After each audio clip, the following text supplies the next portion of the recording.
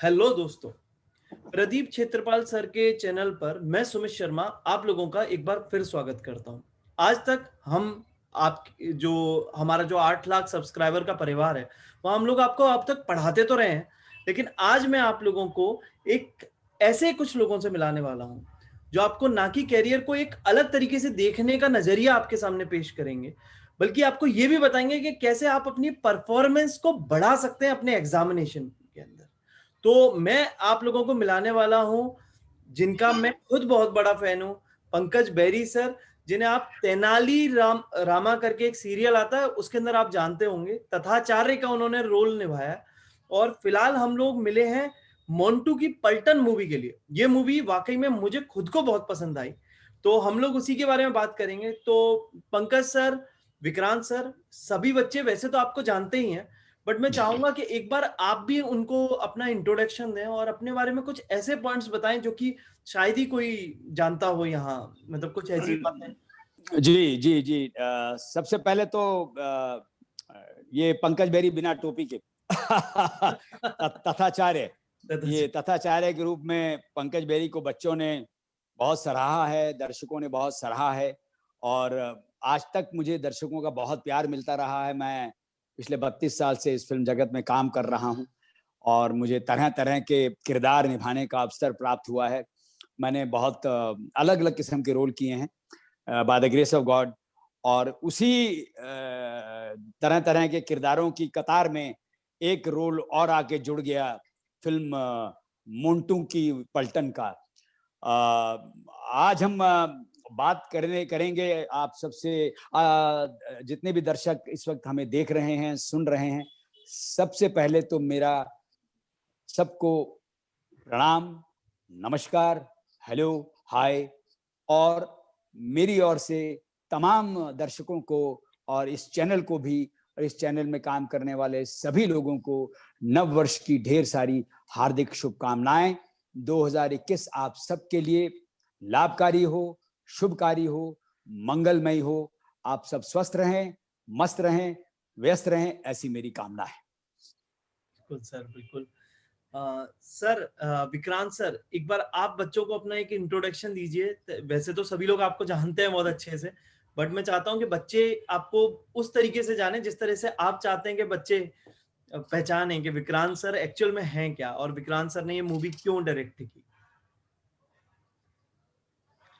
तो पहले तो नमस्कार कहना चाहूँगा सुमित, और थैंक यू सो मच आपके चैनल के लिए, जिन्होंने इतनी कड़ी मेहनत से इतने बड़ा साम्राज्य को खड़ा किया। 8 लाख लोगों का सब्सक्रिप्शन चैनल खड़ा करना कोई छोटी बात नहीं है। ये अपने आप में ही बहुत बड़ा अचीवमेंट है। तो मैं तो थैंक्स हूँ और आपके चैनल का ऋणी हूँ कि आप लोगों ने मोंटू की पलटन के लिए प्लेटफ़ॉर्म अवेलेबल किया। तो हम आते हैं मोंटू की पलटन की तरफ, और उसके पहले एक थोड़ा छोटा-सा इंट्रोडक्शन देना चाहूँगा मेरे बारे में। मैं एक आम इंसान हूँ बच्चों, जो भी आप लोग मुझे देख रहे हो, और आप ही लोगों में से मैं जन्मा हूँ, आप ही लोगों में से मेरी उत्पत्ति हुई है। तो बस ये शब्द मैं इसलिए यूज़ करना चाह रहा हूँ, क्योंकि क्या है कि जब आप स्टडी कर रहे हो सकता है कि आपकी फाइनेंशियल कंडीशन या आपकी जो पारिवारिक फाइनेंशियल स्थिति है, वो ठीक ना हो, अनुकूल ना हो। लेकिन जब आप किसी चीज़ को लक्ष्य बना लेते हैं, किसी चीज़ को पाने के लिए एक गोल सेट कर लेते हैं, तो कोई भी कठिनाई नहीं होती है। इसका बेस्ट एग्ज़ाम्पल फिलहाल तो मैं खुद आपके सामने हूँ, क्योंकि अपनी जीवन की शुरुआत मैंने 15 साल फुटपाथ पे रोड के ऊपर सॉक्स को बेचा है, और लेडीज़ रुमाल मैं बेचता था, सॉक्स बेचता था। ये 15 साल तक लगातार किया। तो ये सुबह के टाइम पे 9 बजे के पहले स्टेशन के बाहर खड़े रह के सॉक्स, रुमाल, पाकिट ये बेचना, और फिर रात में ऑफ़िस जब छूटते हैं, तब जाके स्टेशन के बाहर ये चीज़ें बेचना। ये 15-16 साल मैंने यही किया, और जो बीच में का जो वक़्त है, वो उस वक़्त को मैं अपनी हॉबी और मेरे लक्ष्य के लिए मैं इस्तेमाल करता रहा, और इस तरीके से सफ़र मेरा चला। और फाइनली मेरी नज़र पड़ी, इसके अंदर बहुत बड़ी कहानी है, लेकिन मैं शॉर्ट में बताना चाहूँगा कि जो बच्चों की बढ़ती समस्या है, क्योंकि मेरा बचपन बहुत ही गरीबी में, प्रॉब्लम्स में, और मैं स्लम से ही निकला हूँ। तो ये स्लम जैसे कि कीचड़ में ही कमल होता है, तो आप सब कमल हो और मैं कमल हूँ या नहीं है, ये तो पिक्चर देखने के बाद आपको पता चलेगा। डेफिनेटली आप कमल हो तो सर, ये है कि जो इस तो पिक्चर आपने आप हमारे बच्चों के लिए बिल्कुल भी पिक्चर है। डिमोटिव मत होइएगा लाइफ में, हम्म, और आप जहाँ पे हो, जिस स्तर पे हो, अ, उसके लिए 3 चीज़ें बताना चाहूँगा कि प्रेज़ेंट अवेलेबिलिटी, आपके पास में जो कुछ भी है इस वक़्त। दूसरी बात है कि प्रेज़ेंट कॉन्टेक्स्ट, कि अभी इस वक़्त आपके पास में क्या कॉन्टेक्स्ट है, और प्रेज़ेंट एसेट्स, यानी आपके पास में क्या है? फटी किताब है, टूटा हुआ पेन है, एक छोटा-सा घर है, या एक दोस्त की घर कोई जगह है, या कोई पेड़ है, या कोई ऐसा नुक्कड़ है जहाँ पे आप पढ़ सकते हो जाके। वहाँ पे जाके आप ये 3 चीज़ों के सहारे पे आपके लक्ष्य की तरफ बढ़ने की शुरुआत कर सकते हो, कभी भी और कहीं भी। और वेल सेड, वेल सेड। इसी चीज़ को दर्शाती हमारी कहानी ये है, मोंटू की पलटन। उसका टैगलाइन ये है कि how to decrease the risk of a children depression through brain positive programming. यानी ब्रेन पॉजिटिव प्रोग्रामिंग के ज़रिए किस तरह हम अपने ब्रेन को पॉजिटिव कर सकते हैं, ताकि आने वाले कल में लाइफ के अप एंड डाउन्स को लेकर हम किसी भी तरीके से डिप्रेशन का शिकार ना हो। इसी के ऊपर ये कहानी बनाई गई है, जिसके अंदर बहुत ही बड़ी एक अहम भूमिका निभाई है पंकज बेरी सर ने, जिनका बहुत बड़ा योगदान रहा। उन्होंने घंटों बैठ के मेरे कंसेप्ट को सुना, डिस्कस किया, बहुत सारी राय दी, बहुत सारा वक्त दिया, और आज पंकज सेरी सर और के सर के योगदान की वजह से हम आज लगभग 33 इंटरनेशनल अवार्ड हो चुके हैं। इसके लास्ट वीडियोस में मैंने 29 बोला था, क्योंकि अभी ये इन दिनों में 3-4 अवार्ड्स और मिल गए हैं। बहुत बढ़िया सर। तो हम तो चाहते हैं नेक्स्ट वीडियो के अंदर जब अपन लोग मिले तब अपन एक सेंचुरी बना चुके हो इस मैं अवार्ड। अरे विक्रांत जी, मैं हाँ मुंबई सर। पहुंच आज रात को मैं मुंबई पहुंच जाऊंगा। ये आपने 4 अवार्ड और ले लिए हैं, 29 से 33 हो गए हैं, तो पार्टी वार्टी का बंदोबस्त कीजिए जल्दी। हाँ सर, 100% सर, मैं रिसीव करने मैं ही आ रहा हूँ आपको। हाँ बिल्कुल बिल्कुल बिल्कुल। और ये मोंटू की पलटन जिस शिद्दत से, जिस मेहनत से, जिस लगन से, जिस श्रद्धा से आपने बनाई है, और मेरी शुभकामनाएं पहले भी थी, अब भी हैं और रहेंगी। और मुझे लगता है कि अवार्ड का सिलसिला चलता ही रहेगा। 33 से 50 होने में देर नहीं लगेगी। तो भैया आपको बार बार पार्टी देनी है, हैं? उसके लिए आप तैयारी करके रखिए। और बच्चों, मैं आज आप लोगों को एक और गुड न्यूज भी दे देता हूँ कि आज के सेशन को हम लोग, मतलब मैं आज जैसे पंकज सर से भी उनकी एक जर्नी के बारे में बातें करूंगा, मोंटू की पलटन मूवी के बारे में बातें करेंगे, जो एक्चुअल में एक मूवी नहीं, एक्चुअल में एक तरीके से एक डायरेक्शन है कि किस डायरेक्शन में आप अपनी इफिशियंसी को इंक्रीज कर सकते हैं। तो ये सेशन में और मूवी के अंदर से अगर आपको कोई भी अच्छे अच्छे पॉइंट्स लगते हैं तो आप कमेंट्स में जरूर लिखिएगा, क्योंकि जो कमेंट्स सबसे अच्छे हमारे डायरेक्टर विक्रांत सर को लगेंगे, उन 10 बच्चों को हम लोग इंडियन फिल्म फेस्टिवल के अंदर इनवाइट करेंगे और उन्हें मौका मिलेगा बहुत सारे सेलिब्रिटीज से मिलने का। हो सकता है वो बच्चे हमारे मोंटू की पलटन पार्ट 2 में भी हो। तो पंकज सर, मैं एक्चुअल में मेरा सवाल आपसे है, जैसे कई बच्चे जी होते हैं हमारे, बड़े शौक भी होता है एक्टिंग का, प्लेज में भी पार्ट लेते हैं, बट कहीं ना कहीं उनके मन में एक बात रहती है कि ये जो फील्ड है ये शायद हम कॉमनर्स के लिए नहीं है, या कोई छोटे शहर से उसके लिए नहीं है। तो मैं चाहता हूँ आप अपनी वो जर्नी शेयर करें कि मतलब एक्चुअल में आप कैसे उठकर आए और इतना बड़ा ओहदा इस बॉलीवुड के अंदर आपने अपना लिया है। देखिए, मैं अगर इसको विस्तार में बताऊंगा तो मुझे लगता है कि घंटों हमको बैठना पड़ेगा। मैं समरी 2 लाइन में ये कहूंगा कि यस, मैं भी बहुत छोटे से शहर से आया हूँ। पिंजौर हरियाणा में एक छोटी सी जगह है कालका के पास, चंडीगढ़ से आगे। और कालका से ही मैंने ग्रेजुएशन की, और मैं बहुत झिझकता था, शर्माता था, मेरे अंदर कॉन्फिडेंस की बहुत कमी थी। तो लेकिन घटनाएं घटनी होती हैं। तो कॉलेज फाइनल ईयर में मैंने यूथ फेस्टिवल में, मुझे मेरे दोस्त ने जबरदस्ती धक्का दे दिया उस रूम के अंदर जहां पे सिलेक्शन हो रही थी आर्टिस्टों की, और मैं धड़ाम से रूम के अंदर जाके गिरा। और जो डायरेक्टर साहब एक्टर्स को चुनने के लिए थे, उन्होंने बोला अच्छा आप भी आ गए, आप भी बैठ जाइए। मैं भी बैठ गया, और मुझे वहां पे उन्होंने पढ़ने के लिए स्क्रिप्ट दे दी। मैंने स्क्रिप्ट पढ़ दी, उन्होंने सौभाग्यवश मुझे चुन लिया मेन रोल के लिए, और मैंने वो प्ले किया यूथ फेस्टिवल में। वहां मुझे बेस्ट एक्टर का अवार्ड मिला, और वहां से ये जर्नी शुरू हो गई। मैं फिर एमेच्योर थिएटर करता रहा। एमेच्योर थिएटर करने के बाद मेरी बीए पूरी हो चुकी थी। एमेच्योर थिएटर कर रहा था, मैं क्रिकेट बहुत अच्छा खेलता था और एमेच्योर थिएटर करता था, 2 कश्तियों में सवार था। तो वहां पर मुझे लगा कि मुझे अभी एक ही कश्ती में सवार होना है। तो वहां मेरे एक मित्र ने मेरी मदद की, बोले department of Indian theatre Chandigarh में ड्रामा की ट्रेनिंग दी जाती है। वहां जाकर के मैंने डिप्लोमा के लिए बिना घर वालों को बताए डिप्लोमा के लिए मैंने एप्लीकेशन डाल दी और मेरा वहां पे सिलेक्शन हो गया। मैंने ड्रामा में 1 साल का डिप्लोमा किया डिपार्टमेंट ऑफ इंडियन थिएटर से। फिर वहीं पे डिपार्टमेंट ऑफ इंडियन थिएटर में मास्टर डिग्री शुरू हो गई एक्टिंग में, थिएटर में। तो वहां मैंने मास्टर डिग्री में एडमिशन ले लिया और मैं वहां से मैंने एमए किया ड्रामा में, और मैं पहला गोल्ड मेडलिस्ट भी हूँ department of Indian theatre Chandigarh से। और वहां प्रोफेशनल ट्रेनिंग करते हुए मैंने बेहतरीन से बेहतरीन थिएटर किया, और उसके बाद ये यात्रा आगे बढ़ी और मैं मुंबई पहुंच गया। तो ये मैं छोटे से शहर से ही बढ़ के आगे गया। यहाँ मैं 2 बातें जरूर जोड़ना चाहूंगा। ये बहुत लंबी जर्नी थी, बहुत लंबी बातें थी, लेकिन मैंने समरी आपको बताई। मेरा ये मानना है बच्चों, मेरे जो भी लोग मुझे देख रहे हैं, मैं एक बहुत प्यार से और बहुत नम्रता से आपको ये कहना चाहूंगा कि आप अपने आप को एनालाइज कीजिए कि आप जो करना चाहते हैं लाइफ में उसके काबिल हैं या नहीं, क्योंकि self analysation is the most important thing in life.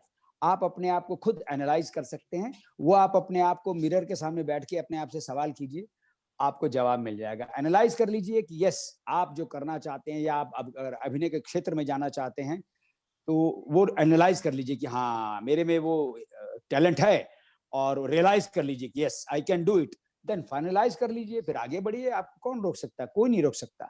दूसरी बात मैं एक और जोड़ना चाहूंगा कि जितने भी ये इंस्टीट्यूट होते हैं, चाहे वो डिपार्टमेंट ऑफ इंडियन थिएटर हो, चाहे वो नेशनल स्कूल ऑफ ड्रामा हो, या कोई भी इंस्टीट्यूट हो, वो आपको एक्टिंग नहीं सिखा सकता। वो टैलेंट आपके अंदर नहीं डालेगा। Talent is God gifted. Talent जो है वो परमात्मा की तरफ से आता है, ईश्वर आपको टैलेंट देता है।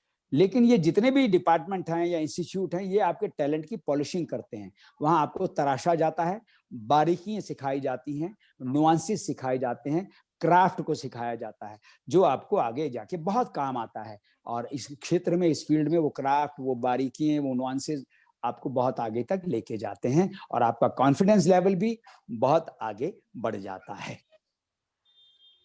ओके सर, ये बहुत अच्छी बात बताई आपने बच्चों को। बच्चों देखो, एक्टिंग भी अपन लोग ऐसे घर पे बैठ के ऐसे सोचते हैं कि मिरर के सामने बोल लेंगे, वो वाली चीज नहीं है। Acting is the toughest job. हाँ, एक्टिंग जो है वो सबसे मुश्किल काम है। तो सबसे क्या है कि बहुत मुश्किल काम है। देखिए, मैं यहाँ एक चीज और स्पष्ट कर देना चाहता हूँ। एक्टिंग मेरा शौक नहीं है, मेरी हॉबी नहीं है। Acting is my profession. Acting मेरी रोजी रोटी है, मेरी सारी ट्रेनिंग इसके अंदर है। तो मैं शौकिया बॉम्बे में नहीं गया हूँ। और आप सबसे भी मैं ये गुजारिश करूंगा, प्रार्थना करूंगा कि एक्टिंग को अपनी हॉबी मत समझिए। हॉबी मेरी हॉबी क्या है? खाना पकाना, ये मेरी हॉबी है। क्रिकेट खेलना ये मेरा शौक है। लेकिन एक्टिंग इज माई प्रोफेशन। अगर आप इसको अपना प्रोफेशन बनाने की कुव्वत रखते हैं, ताकत रखते हैं, काबिलियत रखते हैं, तो अवश्य इस फील्ड में आप आइए, आप जरूर कामयाब होंगे। बिल्कुल। सर, मैं ये पूछना चाहूंगा आपसे, जैसे मोंटू की पलटन आपने मूवी की पूरी, और इस मूवी के दौरान ऐसा कौन से पॉइंट्स हैं जो पेरेंट्स से तक या बच्चों तक आप पहुंचाना चाहेंगे? जो देखिए, मैं आपको एक चीज बताना चाहूंगा। मोंटू की पलटन ये भी लंबी कहानी है, लेकिन मैं विस्तार में बताऊंगा तो फिर वो घंटों लग जाएंगे। मोंटू की पलटन जब मुझे पहली बार मिस्टर विक्रांत ने बताया कि वो एक फिल्म बनाना चाहते हैं और उसमें वो जो कास्ट करना चाहते हैं, इन्होंने अपना वो सब्जेक्ट सुनाया, तो मुझे सब्जेक्ट बड़ा इंटरेस्टिंग लगा। तो फिर मैं इनसे मिलता रहा, हम लोग बैठते थे, हम लोग डिस्कस करते थे। तो इन्होंने बताया कि इन्होंने कितनी रिसर्च की है, वो पॉइंट्स ढूंढे हैं कि क्या कारण हो सकते हैं बच्चों में जो डिप्रेशन आ रहा है, बच्चों में जो एक सुसाइड टेंडेंसी हो गई है, बच्चे डिप्रेस हो जाते हैं, वो क्या कारण है। वो कारण जब इन्होंने ढूंढे और उसमें इन्होंने बहुत बेहतरीन रिसर्च की, कितने ही हॉस्पिटल्स में गए, कितने साइकेट्रिस्ट को मिले, तरह तरह के बच्चों से मीटिंग की, और वो उसके बाद जो 5 कारण जो ढूंढ के लाए हैं, वो बहुत बेहतरीन मुझे लगे। मैंने कहा ये तो बहुत बढ़िया एक मैसेज है, एक लर्निंग है लोगों के लिए। ये जो, तो मुझे लगा भैया मुझे तो इस फिल्म का हिस्सा बनना है। क्योंकि मुझे ये मालूम था विक्रांत जी हैं जो बहुत गिवन सर्कमस्टांसिस में, छोटे सर्कमस्टांसिस में फिल्म को बना रहे हैं। मैंने इनको कहा कि भैया मैं आपके साथ हूँ, भरपूर मेरा साथ आपके साथ है, आप एक अच्छी फिल्म बना रहे हैं, मैं इसके साथ जुड़ना चाहूंगा, और मैं इस फिल्म के साथ जुड़ गया। और ये फिल्म जो है, ये इस फिल्म की जो बारीकियां हैं वो आपको विक्रांत जी बताएंगे, क्योंकि इन्होंने ही इस फिल्म को जन्मा है, लिखा भी इन्होंने है, प्रोड्यूस भी इन्होंने की है और डायरेक्ट भी इन्होंने की है। मैं सिर्फ ये बताना चाहूंगा एक लाइन के अंदर कि ये फिल्म एक बहुत बेहतरीन मैसेज देगी पेरेंट्स को, समाज को, लोगों को, बच्चों को, क्योंकि मैंने भी इस फिल्म में एक पेरेंट्स का ही किरदार निभाया है। क्योंकि वो क्या किरदार है वो हम बाद में बात करेंगे, लेकिन ये जी जी जी जी जी जी तो इसकी बारीकियां जो हैं फिल्म की, वो आप इनसे डिस्कस कीजिएगा विक्रांत जी से। बिल्कुल बिल्कुल विक्रांत सर, आपने मूवी बहुत अच्छी बनाई है। यही कारण है कि हम यहाँ प्रदीप क्षेत्रपाल सर के चैनल पर आपको लेकर आए। विद्याकुल की टीम ने काफी सपोर्ट किया कि इस प्लेटफॉर्म पे ऐसी मूवी को प्रमोट किया जाए जो एक्चुअल में बच्चों के काम की है। तो सर मूवी तो बहुत अच्छी थी। इस मूवी से मैं एक तो ये जानना चाहूंगा कि इतना बढ़िया सब्जेक्ट आपने सोचा कैसे कि इस सब्जेक्ट के ऊपर मूवी बनाए? क्योंकि कमर्शियल पॉइंट ऑफ व्यू से देखो तो आजकल धूम धड़ाका और इधर उधर घुसा मारा कोई उड़ गया, वो मूवी ज्यादा हिट होती है। बट आपने देश के लिए सोचकर ऐसी मूवी बनाई, मतलब इसके पीछे क्या इंस्पिरेशन रही सर? बहुत अच्छा सवाल है सुमित। मैं कुछ बातें बताना चाहूंगा इस वीडियो के जरिए।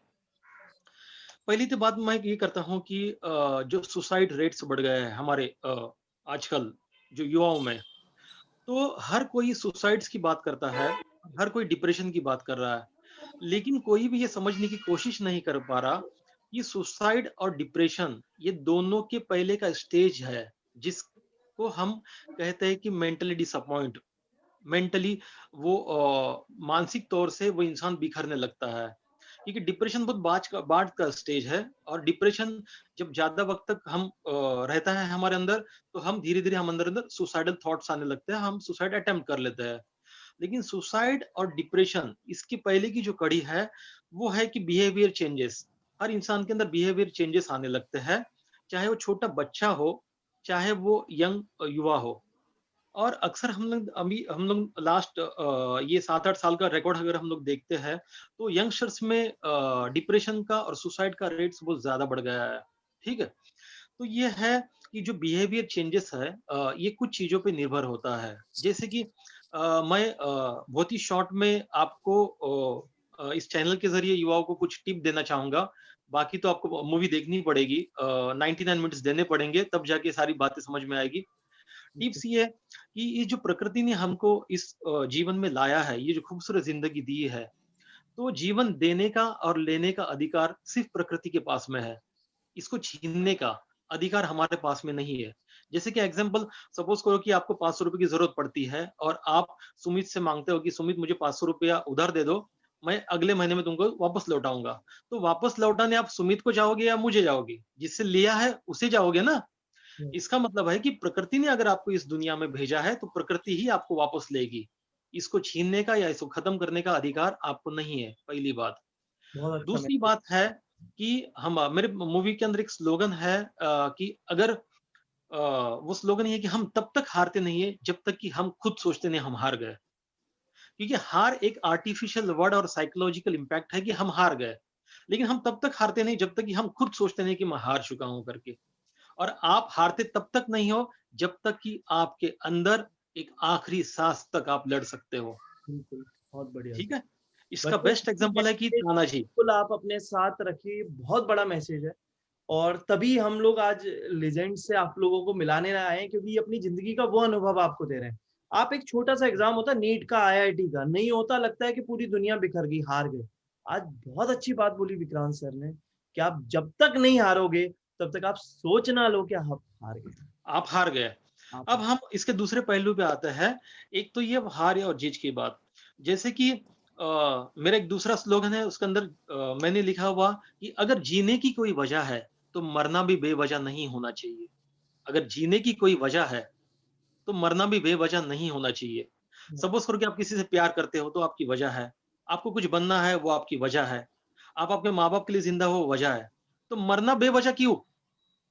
ये क्वेश्चन मार्क है, मैं आपसे ही पूछ रहा हूँ। जो डिप्रेशन में जा रहे हैं, जिनके अंदर सुसाइडल थॉट हो रहे हैं, तो मरने की कोई वजह होना चाहिए ना। तो वजह क्या होनी चाहिए कि जीने की जिद। जीने की जिद ही मरने की वजह को खत्म कर सकती है। करेक्ट। ठीक है। तो ये तो बात हो गई डिप्रेशन की, सुसाइडल थॉट्स की। बाकी पिक्चर आपको बहुत सारी चीजें इसके अंदर से क्लियर हो जाएगी। अब मैं आप सुमित ने एक सवाल पूछा था कि आपके अंदर ये थॉट कैसे आया करके ये मूवी बनाने का। दोस्तों मैं एक बात बताना चाहूंगा, आज आज बच्चे हो, यानी कल आप बच्चे थे, आज आप यंग हो, कल आप और थोड़े बड़े हो जाओगे, फिर बुढ़े हो जाओगे, और फिर दुनिया का चक्कर चलता रहेगा, फिर हम लोग इस दुनिया से चले जाएंगे। हम कुछ भी करते हैं, दिन भर काम करते हैं ताकि पैसे कमा सके, पैसे इसलिए कमाते हैं कि खा सके, और खाते इसलिए कि जिंदा रह सके, लेकिन फिर भी हम मर जाते हैं, फिर भी हम मर जाते हैं। ठीक है। तो फिर जब सब कुछ करने के बाद भी मरना ही है, तो आज क्यों नहीं, ये सवाल आपके उसमें आएगा। लेकिन आज नहीं, आज इसलिए नहीं क्योंकि हमारे जिंदा रहने की एक सबसे बड़ी वजह है कि हम हर इंसान ने सोसाइटी के लिए, अपने आसपास के लोगों के लिए, जो अपने से ज्यादा दर्द में लोग हैं, उनके लिए जीना बहुत जरूरी है। क्यों? इसका रीजन ये है कि जब आप किसी के लिए जियोगे तो आपके लिए कोई जिएगा। अब आप ये सोचो कि मेरे लिए कौन जिएगा, मैं जिससे प्यार करता था वो मुझे छोड़ के चली गई, जिस एग्जाम को मैं टास्क बोल के कर रहा था उस एग्जाम में मैं फेल हो गया। नहीं, आपके लिए कोई 24 घंटा हर सेकंड जी रहा है, और उसका नाम है नेचर, जो बिना आपके किसी कंडीशन से आपसे प्यार कर रही है। हर वो एक पेड़, जो पेड़ आपको ऑक्सीजन दे रहा है हर पल हर सेकंड, हर वो पानी की बूंद जो आपके अंदर, बॉडी के अंदर जाने के बाद आपको तृप्त कर रही है, जमीन से निकले हुआ हर एक अनाज का वो क्षण, वो कण जो आपको फूड दे रहा है। तो दोस्तों प्रकृति इसका बेस्ट एग्जांपल है, जो बेवजह आपसे प्यार करती है। इसीलिए मेरी तीसरी स्लोगन ये है कि बेवजह किसी की खुशी की वजह बनो, बेवजह किसी की खुशी की वजह बनो। और वही कोशिश मैं कर रहा हूं दोस्तों। और मुझे पूरे दिल से यकीन है कि सुमित सर और इस चैनल के जरिए जो ये लोग काम कर रहे हैं, तो ये लाखों विक्रांत मोरे और लाखों पंकज बेरी सर और लाखों सुमित जैसे लोग बना रहे हैं। इसके लिए मेरा दिल से इस चैनल को और सुमित को ऑल द बेस्ट, और आप सभी लोगों को थैंक यू वेल सेड, बहुत अच्छा, बढ़िया, बहुत बढ़िया सर। सर मतलब सर ने एकदम बहुत ही इमोशनल और बहुत ही अच्छा स्टेटमेंट दिया सभी बच्चों के लिए। आमतौर पे बच्चे हम लोगों से पूछते हैं, सर आप लोग फ्री में यहाँ इस चैनल पे क्यों पढ़ाते हो? तो यही एक मकसद है बच्चों कि जीने का मकसद। बेवजह किसी की खुशी की वजह बनो, बेवजह किसी की खुशी की वजह बनो। और एक चीज और बोली थी विक्रांत जी ने कि जब तक जान है हिम्मत नहीं हारनी है। वो गाना था ना, इसको बड़े हल्के नोट पे अगर मैं बोलूं कि जब तक है जान जाने जहां मैं नाचूंगी मैं नाचूंगी, है ना। तो मैं कहता हूँ, मैं मजाक मजाक में कहता हूँ, जब तक है जान जाने जहां मैं नाचूंगा मैं नाचूंगा मैं नाचूंगा। जिंदगी को इसी तरह से नाचते हुए बिताओ तो बहुत फन बन जाएगा दोस्तों। यस कोई यस यस भी यस, हार नहीं होती। बहुत अच्छी बात बोली सर ने, जब तक तुम खुद से ना हार हो। पंकज बिल्कुल सर, बिल्कुल आपसे मेरा एक छोटा सा क्वेश्चन है। जी। अभी जैसे जो प्रेजेंट एजुकेशन सिस्टम चल रहा है, इसके अंदर आपके पास कुछ ऐसे पॉइंट्स हैं जो कि और होने चाहिए हमारे, ताकि बच्चों के अंदर की जो कला है वो बाहर निकल कर आए, या फिर? देखिए मैं करेक्ट है, बिल्कुल बिल्कुल बिल्कुल आपकी। मैं मेरी मेरी जाती तौर पे अगर इस चीज को मैं थोड़ा सा एक्सपांड करके बोलूंगा, मेरी जाती, जैसे मैं basically I am Punjabi but I am born and brought up in Haryana. मैं हरियाणा से हूँ। मुझे हरियाणा का होते हुए भी लोग हरियाणा से नहीं मानते थे, क्योंकि मैं इस बेल्ट से हूँ, करनाल अंबाला की उस तरफ, जो जहाँ पंजाबी बोली जाती है। तो लोग मुझे समझते थे मैं कश्मीर से हूँ, कुछ लोग समझते थे, क्योंकि मैंने गुलशन गुलफाम किया था, वो बड़ा हिट हुआ था, तो कुछ लोग समझते मैं हिमाचल से हूँ, लेकिन मैं हूँ हरियाणा से। तो मैं ये कोशिश कर रहा हूँ कि मैं हरियाणा में एक जागरूकता आ जाए कि भाई हरियाणा सरकार, गवर्नमेंट अपने एजुकेशन सिस्टम में ही कुछ ऐसा डाल दे, ऐसा कुछ चीज लागू कर दे जिससे कला को भी बढ़ावा मिले। क्योंकि कला की बहुत सी शाखाएं होती हैं, कोई सिंगर होता है, कोई पेंटर होता है, कोई एक्टर होता है, कोई डायरेक्टर होता है, बला बला बला बला बला बहुत सारी। तो वहां पे उन शाखाओं पर भी हल्का हल्का टच किया जा सके, ताकि वहां पे एक पैमाना बन जाएगा, एक मापदंड बन जाएगा। लोग अपने आप को, जैसे मैंने पहले कहा था कि एनालाइजेशन की इनको ताकत आ जाएगी, एनालाइज करने की, इस लड़के में, इस लड़की में, इस बच्चे में टैलेंट है, या बच्चा खुद रियलाइज कर लेगा कि हाँ मुझ में वो टैलेंट है, फिर वो उसी लाइन पे आगे बढ़ सकता है। है ना। तो एक वो हमें अपने इस सिस्टम में, एजुकेशन के सिस्टम में अगर वो डाल दें तो एक शाखा वो भी बच्चों को मिल जाएगी। एक नहीं तो अदरवाइज क्या होता है कि मैंने देखा कि बॉम्बे में इंजीनियरिंग करने के बाद बच्चे एक्टर बनने चले आते हैं, करेक्ट। कोई डॉक्टरी करने के बाद। तो अगर उनको बचपन से, अगर किसी बच्चे को बचपन से ही उसको पता चल जाए कि भैया मुझ में तो टैलेंट है इस तरीके का, तो वो उसी ट्रैक पे आगे चला जाएगा ना। तो वो हमें अपने सिस्टम में डालने का प्रयास करना चाहिए, मेरा ये मानना है। बिल्कुल, अगर कोई गवर्नमेंट रिलेटेड कोई आदमी है जो गवर्नमेंट के अंदर इन्वॉल्व है इस चीज को, और वो ये वीडियो देख रहे हैं, तो प्लीज पंकज सर का ये मैसेज जरूर पहुंचाइए। विक्रांत अवश्य सर, आपकी मूवी में एक चीज फोकस की गई थी जो कि थी meditation is very important for students. Even मतलब बच्चे जब मेडिटेट करते थे तो उनके सामने के गोस्वामी सर आ जाते थे और वो उनकी प्रॉब्लम्स को सॉल्व करने लग जाते थे। आपने अलग तरीके से उसके अंदर दिखाया कि के गोस्वामी सर कैसे कर रहे हैं। तो क्या आप मानते हैं कि मेडिटेशन बच्चों की प्रॉब्लम को सॉल्व करने के अंदर हेल्पफुल हो सकती है? क्या वो चीज भी ऐसी है जो एजुकेशन में डाली जाए? जो सवाल आपने पंकज सर से पूछा, उसके बारे में मैं भी अपनी छोटी सी राय देना चाहूंगा और उसके साथ ही साथ आपके सवाल का भी जवाब दे रहा हूँ। बिल्कुल। ये जो इंडियन एजुकेशन सिस्टम है ना, इसके अंदर दो चीजें इम्प्लीमेंट होना बहुत जरूरी है। और अगर ये इम्प्लीमेंट सरकार नहीं करेगी तो इसकी पूरी जिम्मेदारी आज के युवाओं ने उठानी बहुत जरूरी है, क्योंकि जो आज के युवा जो है वही कल के टीचर्स और कल के प्रिंसिपल्स है। ठीक है। तो सबसे पहली बात जो मैं सिस्टम में बदलना चाहता हूँ इंडियन एजुकेशन सिस्टम में, वो ये कि जब स्कूल या कॉलेज जब शुरू होता है तो दो लोगों को मेडिटेशन कराया जाए एक ही साथ एक ही जगह पे, एटलीस्ट 10 मिनट के लिए क्लासरूम शुरू होने से पहले। एक है टीचर्स और दूसरे है स्टूडेंट्स। ये दोनों एक साथ सबसे पहला कोई भी क्लास शुरू होने के पहले 10 to 5 मिनट्स मेडिटेट करे, अपने माइंड को, ब्रेन को सेंट्रलाइज करे, ताकि बच्चे अपने कल से डिस्कनेक्ट हो जाए और आज से कनेक्ट हो जाए। और टीचर्स जो है वो अपने पर्सनल लाइफ से डिस्कनेक्ट हो जाए और स्टूडेंट से कनेक्ट हो जाए। इसलिए मेडिटेट करना बहुत जरूरी है, साइंटिफिकली और साइकोलॉजिकली भी। पहली बात। दूसरी बात, स्टूडेंट्स के लिए और बच्चों के लिए ये रूल लागू होना चाहिए, कोई भी टीचर या कोई भी स्टूडेंट्स मोबाइल फोन ना कैरी करे एजुकेशन सिस्टम में। ना टीचर को अलाउड हो, ना ही स्टूडेंट को अलाउड हो। अब इसके ऊपर पेरेंट्स बोलेगी कि हमारे बच्चे कहाँ जाते हैं, हमको कैसे कांटेक्ट करेंगे, वो कहाँ पे है, टीचर बोलेगा हमारे घर से फोन आता है। लेकिन ये सारी बातें आज से 10 साल पहले भी होती थी, आज से 30 साल पहले भी होती थी। ठीक है। और तभी भी जैसे doctor Abdul Kalam, doctor B R Ambedkar, ऐसे बहुत अनगिनत लोग जब जन्मे और जिन्होंने बहुत बड़ा अचीवमेंट किया, तभी मोबाइल फोन्स नहीं थे। उसके बावजूद उन्होंने अव्वल नंबर की पढ़ाई की और अव्वल नंबर के शिक्षक थे। तो मोबाइल को आप रीजन नहीं दे सकते हो कि मोबाइल कैरी नहीं करेगा तो कैसे चलेगा। That is a no use in a study. क्यों? क्योंकि आप एक टाइम पे एक ही चीज से वफादार रह सकते हो। जैसे कि एग्जाम्पल, एक साथ जैसे आप दो नाव पे सवार नहीं हो सकते हो, एक साथ आप दो बीवियों को नहीं संभाल सकते हो, एक साथ आप दो लवर को नहीं संभाल सकते हो, उसी तरीके से मोबाइल फोन एंड एजुकेशन, ये दोनों अलग अलग बातें हैं। इसके लिए मुझे ऐसा लगता है, निजी तौर पर ये मेरी पर्सनल राय है, कि किसी भी टीचर को और किसी भी स्टूडेंट्स को मोबाइल लेने का अलाउड ना हो, ताकि ब्रेन पूरी तरह फोकस्ड रहे और कनेक्ट रहे। बिल्कुल सर, बिल्कुल। अब इवन मैं मेडिटेशन वाला पॉइंट तो अभी से मैं जब सुपर 30 में पढ़ाने के लिए जाऊंगा तो मैं जरूर इसे अपनाऊंगा। और सर ने एक और बात सही बोली कि दो बीवियों को आप नहीं संभाल सकते हो। आप लोग नहीं समझोगे बच्चों, ठीक है, हम लोग समझते हैं, एक ही है। बहुत है। तो फिर मैं पंकज मेडिटेशन सर, की बात करना चाहूंगा भाई कि यस आपने कहा कि मेडिटेशन के बारे में कुछ पूछा था आपने।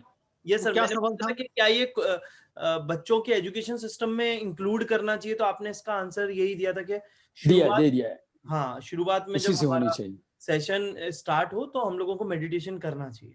देखिए, मैं आपको बहुत ही इजी लैंग्वेज में मेडिटेशन के बारे में बताना चाहूंगा कि मेडिटेशन एक्चुअली है क्या। बहुत लोगों को ये लगता है कि हम एक जगह पे पोस्चर ले लेते हैं, हाथ सीधे कर देते हैं, रीढ़ की हड्डी सीधा करते हैं, आंखें बंद कर लेते हैं, इसको हम मेडिटेशन कहते हैं। ठीक है। ये बात कुछ हद तक ठीक है, लेकिन एक इसका दूसरा पहलू भी है। दूसरा पहलू बोले तो जब आप इस वर्ड को ब्रेक करते हो, टू मेडिटेट योर माइंड, आपके माइंड को आप मेडिटेट करते हो, इट मीन सेंट्रलाइज करते हो किसी भी चीज को हो। कुछ चीजें मैं आपको टिप्स देना चाहूंगा इस वीडियोस के जरिए। पहली बात तो ये है कि जीवन में कितना भी उतार चढ़ाव हो, कितने भी प्रॉब्लम्स आए, कितने भी अप एंड डाउन्स हो, कुछ भी हो जाए, कुछ भी आप खो दो, कुछ भी प्रॉब्लम आ जाए, लेकिन आप अगर जिंदा हो, आपकी सांसें चल रही है, इसका मतलब ये कि पिक्चर तो अभी बाकी है मेरे दोस्त। एक बात। दूसरी बात ये है कि जब सब तरफ से प्रॉब्लम से घिर जाए और आप प्रॉब्लम के बारे में जब सोचने लगते हो, तो सब तरफ से नेगेटिव वाइब्रेशंस आती है और आपके दिमाग में प्रॉब्लम्स, प्रॉब्लम्स, प्रॉब्लम्स। आप सॉल्यूशन की तरफ बढ़ नहीं पाते हो। इसके लिए आपको ठहराव की ज़रूरत है और ठहराव इस चीज़ का नाम है मेडिटेशन। मीन्स आप एक जगह पे ठहर जाते हो। ज़िंदगी की जो रफ्तार है, जो भाग-दौड़ है, उसमें रुक जाते हो कि आप कहाँ पे दौड़ रहे हो। और जब रुक जाते हो, तो आपको ये नज़र आता है कि हमारे आगे जो लोग जा रहे हैं वो क्या गलतियां कर रहे हैं और हमने जो पीछे छोड़ दिया उसमें हमने क्या गलत किया है, और हम अब सॉल्यूशन की तरफ बढ़ने में आपकी मदद होती है। ठीक है। अब हम आते हैं पोस्चर पे कि मेडिटेशन जो पोस्चर है वो सीधा ही क्यों बनाया है। इसका रीजन है हमारा वर्टिब्रेट कॉलम, क्योंकि हमारा जो वर्टिब्रेट कॉलम है, जब हम स्ट्रेट रखते हैं साइंटिफिकली, तो हमारे वर्टिब्रेट कॉलम से हमारे बॉडी के each and every organ connected है। क्योंकि जब एक माँ के कोख में जब एक बच्चा जन्म लेता है, तो सबसे पहले जो ओरिजिन जन्म लेता है वो है हमारा वर्टिब्रेट कॉलम। वो सबसे पहला इस प्रकृति में जन्म लेता है और फिर उससे ही सारी चीजें कनेक्ट होती है। इसके लिए हम लोग को सीधा बैठना और मेडिटेशन में सीधा बिठाया जाता है, ताकि हम जितने स्ट्रेस में रहेंगे हम धीरे धीरे उसको बैंड होते जाते हैं, क्योंकि हमारा स्ट्रेस का ताल्लुक हमारे पोस्चर से कनेक्टेड है। ये बहुत सारी बातें मैं आपको आगे आने वाले मेरे मूवीज में आपको देखने मिलेगी, जिसमें बहुत सारी चीजें स्टूडेंट लाइफ में काम आएगी। इसलिए मेडिटेशन ये बहुत जरूरी पार्ट है जीवन में ठहराव के लिए। जब तक आप ठहरोगे नहीं, तब तक आप आगे बढ़ोगे नहीं। बिल्कुल बच्चों, यही बात है जो हम लोग आपको हमेशा कहते रहते हैं, मेडिटेशन करना चाहिए। सर ने बताया भी कि आपको कैसे करना चाहिए, ये बहुत इंपॉर्टेंट है। और इनकी आने वाली मूवीज भी आती रहेंगी, जैसे मोंटू की पलटन। अगर आप देखना चाहते हो तो भारत टॉकीज है ना, एक ओटीटी प्लेटफॉर्म है, बहुत अच्छा है। वहां जाएं और जाकर देख सकते हो। और मेरे ख्याल से वो मोर देन वर्थ है आपके लिए भाई, जो भी शायद बहुत ही कम सर ने ऐसी नॉमिनल फीस रख रखी है कि कोई भी बच्चा उसको अफोर्ड कर सके बड़े आराम से। 49 रुपीज है शायद, जहाँ तक मुझे पता है जब मैंने देखा था। तो जरूर बच्चों उसे जाके देखो, और बिल्कुल वर्थ होगा उसे देखना, उसे समझना। अपने पेरेंट्स को भी दिखाओ और वहां से देखकर कुछ एक ऐसा अच्छा कमेंट करो जो सर के भी दिल को लग जाए और उन्हें अपनी आने वाली मूवी के अंदर इंस्पिरेशन बनाने की जरूरत पड़ जाए। वो 10 बच्चे चुने जाएंगे, बुलाए जाएंगे यहाँ मुंबई में इंडियन फिल्म फेस्टिवल में, और खुद Pankaj very sir, Vikrant sir और भी बहुत सारे सेलिब्रिटीज से उन्हें मिलने का मौका भी मिलेगा। और क्या पता आपके अंदर वो हुनर हो, तो जो संघर्ष पहले पंकज सर ने किया है, वो संघर्ष शायद आपको ना करना पड़े, डायरेक्ट आपको मतलब एक्टिंग के गॉड से मिलने का मौका मिल जाए, ताकि चीजें ज्यादा जल्दी बूस्टअप हो सके। मैं लास्ट में सर बहुत टाइम आप लोगों का ले लिया, चैनल पे जो बच्चे हैं उनके लिए मैं गुजारिश करना चाहूंगा कि एक एक कोई छोटा पॉइंट आप जरूर बोलें कि बच्चों इस चीज का लाइफ में जरूर ध्यान रखना है, जो आपको लगता हो कि आपकी लाइफ में बहुत काम किया है। पंकज सर और देन विक्रांत सर, प्लीज आप बताइए कुछ बच्चों को हमारे। मैं सी देखिए, आजकल की जो जनरेशन है बहुत समझदार जनरेशन है जो आ रही है, उनको मैं क्या बताऊंगा। मैं तो अपने एक्सपीरियंस ही शेयर कर सकता हूं, क्योंकि हम एक दूसरे के एक्सपीरियंस से बहुत कुछ सीखते हैं। मैं सिर्फ बच्चों से ये कहना चाहूंगा, बच्चों एक चीज ध्यान रखिए, मैं इस चीज को मानता हूं कि पास्ट से सीखो, प्रेजेंट को में जियो। पास्ट से सीखो, प्रेजेंट को संवारो, फ्यूचर आपका अवश्य उज्जवल होगा। बस पास्ट में जीना मत, जियो मत, पास्ट में जियो मत, सीखो कि पास्ट से आपको सीख मिलती है। वर्तमान में जियो और वर्तमान को संवारो, भविष्य आपका उज्जवल होगा। भविष्य की चिंता छोड़ दो, भविष्य अवश्य उज्जवल होगा। बस मेरा ये कहना है बच्चों से। बहुत बड़ी बात बोली सर आपने। बच्चों ये बहुत इंपॉर्टेंट बात है कि पास्ट में जीना नहीं है, वो एक टीचर है, वो निकल गया। बस आपको वहां से सीखना है कि आपने क्या गलतियां की थी, और अपने आप वो गलतियों को, ये जो प्रेजेंट चल रहा है इसमें मत दोहराओ, तो देखो फ्यूचर कैसे बनता चला।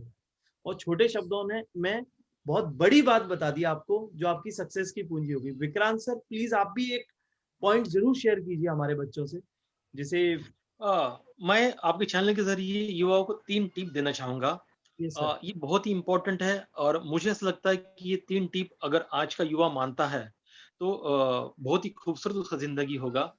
अ, पहली बात ये है कि एक एग्ज़ाम्पल देना चाहूँगा कि सपोज़ करो कि आपके पास में ₹10 है, ₹10 और सामने 3 तरह की मिठाई है और हर मिठाई की कॉस्ट ₹10 है, ₹10। इसका मतलब ये है कि अगर आपका ₹10 है, तो आप तीनों में से एक ही मिठाई टेस्ट कर सकते हो, ठीक है? तीनों नहीं कर सकते हो। तो इसी तरह हमारी जीवन एक ही है, ज़िंदगी एक है और बहुत सारी वैरायटी है। तो आपको टेस्ट करनी कौन-सी है, इसको पहचानना बहुत इम्पोर्टेंट है। और आपको अभी पता कैसे चलेगा कि इसमें से टेस्ट किस मिठाई की अच्छी है? ये टेस्ट करने के लिए एक यंत्र है। उस यंत्र का नाम है पॉइंट नंबर 2, जिसका नाम है ह्यूमैनिटी और इक्वालिटी। जब भी आप ये चीज़ डिसाइड करो कि आपको ज़िंदगी कैसी जीनी है और आपको जीवन में क्या करना है, तो जिंदगी कैसी जीनी है, इसके लिए आपको ह्यूमैनिटी, आप जो कुछ भी जीवन में करोगे, आपका जो कोई भी प्रोफेशन होगा या जो कोई भी आपका गोल होगा, उसको ह्यूमैनिटी के आधार पर, इंसानियत के आधार पर डिसाइड करना बहुत जरूरी है। और दूसरा है इक्वलिटी। इक्वलिटी ये कि आपसे कोई गरीब है या आप या कोई अपंग है या आपके कास्ट का नहीं है, ये सारी चीजें का भेदभाव नहीं रखना है। इक्वलिटी, आप एक इंसान हो और वो भी एक इंसान है। क्यों? क्योंकि जातियां जानवरों में होती है, इंसानों में नहीं होती है। इंसानों में जातियां नहीं होती है, जानवर में जाती है। वो कुत्ता है, वो बिल्ली है, हम कौन है? इंसान है। आंखें नाक सब एक जैसे है। इसलिए ह्यूमैनिटी और इक्वलिटी के आधार पर आपको टेस्ट करना है कि कौन सी मिठाई टेस्ट करनी है। क्योंकि इसके आधार पर जब आप कुछ करोगे, तो आपको जीवन का वो टेस्ट मिलेगा ना, वो आप खुद मुझे फ़ोन करके बोलोगे कि सर बहुत ही अच्छा टेस्ट था, धमाकेदार, मज़ा आया। और इसको टेस्ट करने के लिए फिर इसी यंत्र का इस्तेमाल करना पड़ेगा। बिल्कुल, बिल्कुल सर, तीसरा बात, थर्ड थर्ड चीज़ ये है कि जब भी आप ज़िंदगी में आपका प्रोफ़ेशनल डिसीज़न लेते हो कि आपको क्या बनना है, डॉक्टर बनना है, इंजीनियर बनना है, एक आईटी में बहुत बड़ा लीडर बनना है, तो आप ये ज़रूर सोचना कि आप जो कुछ भी करने वाले हो, क्या उसके अंदर आप ज़िंदगी जी पाओगे या पैसा कमाओगे? पैसा कमाने के लिए कोई प्रोफ़ेशन को मत चुनना। इसका रीज़न ये है कि जब पैसा कमाने के लिए आप किसी प्रोफ़ेशन को चुनोगे, तो पैसे तो आपके पास में आ जाएँगे, क्योंकि जीवन की परिभाषा है, जिस चीज़ के लिए आप वक़्त दोगे, वो चीज़ आपको मिलेगी। इसलिए जब आप पैसा कमाने के लिए जाओगे, तो आपके जीवन में बहुत सारे पैसे ज़रूर आएँगे, लेकिन आपका स्ट्रेस लेवल उसी स्तर पे होगा, स्ट्रेस लेवल बढ़ता जाएगा और आप जीवन के उस मिठाई को टेस्ट नहीं कर पाओगे। इसके लिए आप जब प्रोफ़ेशन चॉइस करोगे, तो ये बहुत इम्पोर्टेंट पार्ट है कि वो प्रोफ़ेशन क्या आपको जीने की सहूलियत दे रहा है? क्या आप उसमें एंटरटेन कर पा रहे हो? आप एन्जॉय कर पा रहे हो? तो ये बहुत ज़रूरी है और इसका अनुभव आपको प्रैक्टिकली आएगा। और प्रैक्टिकल के दौरान अगर कुछ भी छोटी-मोटी प्रॉब्लम्स आती है, तो मेरे आगे भी वीडियोज़ आएँगे और ये टोटली फ्री ऑफ कॉस्ट रहेंगे। और ये सुमित जी जैसे लोग जुड़ेंगे और आप लोगों तक ये पहुँचाएँगे। बिल्कुल सर, हम भी यही चाहेंगे कि आगे जाके बच्चों पे इसी तरह की इन्फॉर्मेटिव वीडियोज़ जाएँ और बच्चों मतलब अगर आप कोई मूवी भी देख रहे हो, तो वो भी ऐसी मूवी देखो जिससे कुछ सीखने को मिले, आपको कुछ डेवलपमेंट हो। सर ने बहुत अच्छी बात बोली। जैसे वो मिठाई वाला एग्ज़ाम्पल था, वो बेसिकली एक फ़ोकस है, फ़ोकस एक ही चीज़ में बनाया जाएगा और कुछ भी बनने से पहले एक अच्छा इंसान ज़रूर बनो। तो यहीं हम आज के सेशन को एंड करते हैं। मन तो नहीं कर रहा बिल्कुल भी एंड करने का। ऐसा लग रहा है पूरे टाइम बातें करते ही जाएँ और बच्चों को बोलते जाएँ। बट मैंने बहुत टाइम ले लिया आप लोगों का और मैं चाहूँगा सर इस चैनल पे आप लोग आते रहें और बच्चों को तरह-तरह की टिप्स देते रहें जो कि उनकी पढ़ाई से रिलेटेड चीज़ों में मदद हो। आज के लिए बच्चों इतना ही और thank you very much Pankaj Beri sir और Vikrant sir for coming. Thank you very much.